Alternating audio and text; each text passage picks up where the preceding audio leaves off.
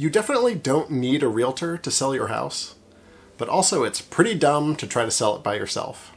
Doug Rubin here, your favorite realtor, who also has a law degree, keeping it real about this crazy housing market. For the last year, every realtor you know has been blowing up their social media, saying, under contract in one day, multiple offers over asking. You may be saying to yourself, if it's so easy, why do I need to pay someone a bunch of money to get it sold? Maybe you, dear viewer, are a highly educated person and maybe even smarter than the average realtor. I get it. Realtor fees are expensive and you deserve to know what you are getting for your money. So let's dig in. Sure enough, you can sell your home by yourself. It's called for sale by owner, or FSBO, and about 8% of sellers in 2020 did decide to go it alone. They obviously saved on closing costs because you don't pay a seller agent, but you may not be saving as much as you think, and you're taking considerable risks when you choose to go without representation. You need to keep in mind that most unrepresented sellers are still paying realtor commissions. To induce the buyer agent to bring clients to your property, you're still likely paying a chunk of money to that buyer agent. Now think about this for a second. You've decided to go without representation, but you're still paying for your adversary to be represented in what is likely the largest financial transaction of your life. Right from the start, you're literally paying for the buyer to have a competitive advantage. Meanwhile, believe it or not, a good realtor should be bringing you tremendous value when working to sell your home. Here's just a few things to think about. Are you certain you're pricing your home correctly to earn top dollar? Obviously, there's an immense amount of pricing data available for everyone with access to the internet, but I assure you that realtors have access to even more. We pay fees to gain access to housing data for past, present, and coming soon listings. I also pay for some fancy software that tracks market trends in real time and lets me run customizable market analyses to get the best comps for your home. Your realtor should be working with you to create a pricing strategy that will make sure you get the best possible outcome. Trust me, there are consequences for both underpricing and overpricing, and the strategy actually depends on hyperlocal trends based on your geography and based on your price point. Just please work with a professional to get as much information as possible so you can feel great about your pricing strategy before your house hits the market. Do you think it would be helpful to have an expert analyze your home, help you prepare it, and help you market it? Now, it's hugely beneficial to have a third party evaluate your home. And I'm not just talking about style choices and paint colors. Your realtor should be able to put on his or her inspector hat and identify problems that you might not think about.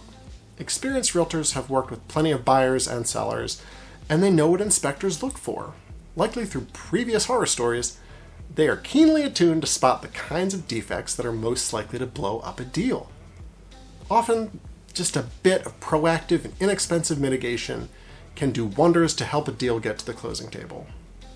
Plus, I'm always happy to provide referrals for my extensive network of quality contractors that you can trust. Now think about all the other things you need to coordinate to get your house ready to sell. Do you have access to staging companies and consultants to help you arrange your furniture or maybe rent some pieces that would make your space more appealing? Do you have a network of professional photographers that can take amazing pictures and get them back to you quickly? How about videographers or drone footage?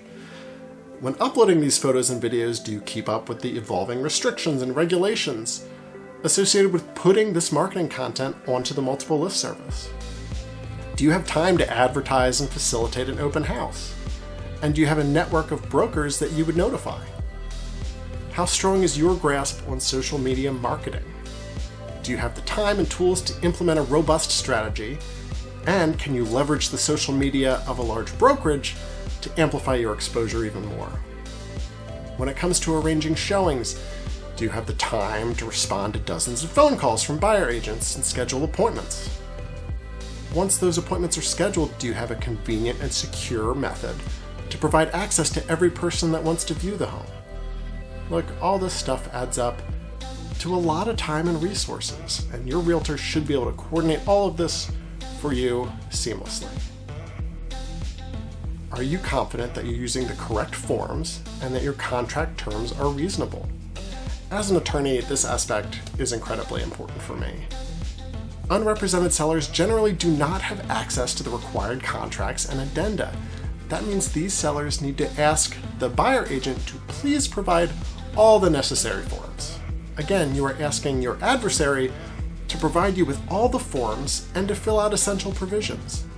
Are you certain the buyer agent included all the required addenda for your local jurisdiction, and that they included all of those terms which are intended to protect your interest as seller? Keep in mind, this agent is duty-bound to work in the best interest of their buyer, not you, the seller. This fact alone makes me really uneasy, and I would be absolutely worried that an unrepresented seller might not be treated fairly. Plus, when it comes to reviewing and comparing offers, it can be more complicated than you think. Beyond just the price, you need to fully understand the different ways a buyer may strengthen or weaken their offer. It's also a huge benefit to know the difference between all the different loan products a buyer may use. Some present unique challenges, some are more likely to delay closing.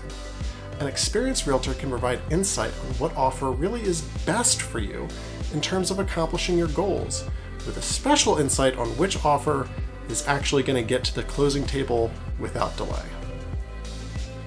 Do you have sufficient legal expertise to avoid liability?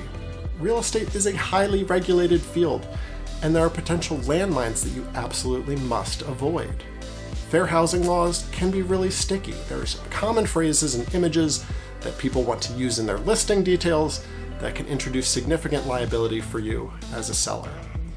Plus, the law dictates that sellers must disclose certain problems with your home, even if you don't want to.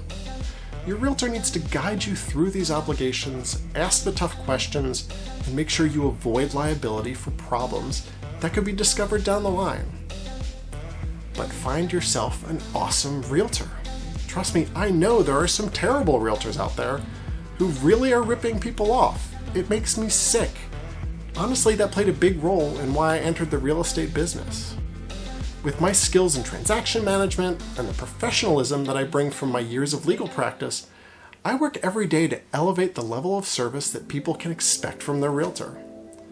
But I love my job because I become invested in the people that I serve. Every single client becomes a friend, and it's a terrific thrill when you can help your friends achieve some of the biggest goals in their life. In the end, I strongly believe that a realtor can be worth their weight in gold, but don't mess around when choosing a realtor to represent you. Make sure you work with someone who knows their stuff and will be honest with you. Now, if you're thinking about selling and you want to partner with me in this journey, give me a call or shoot me a message.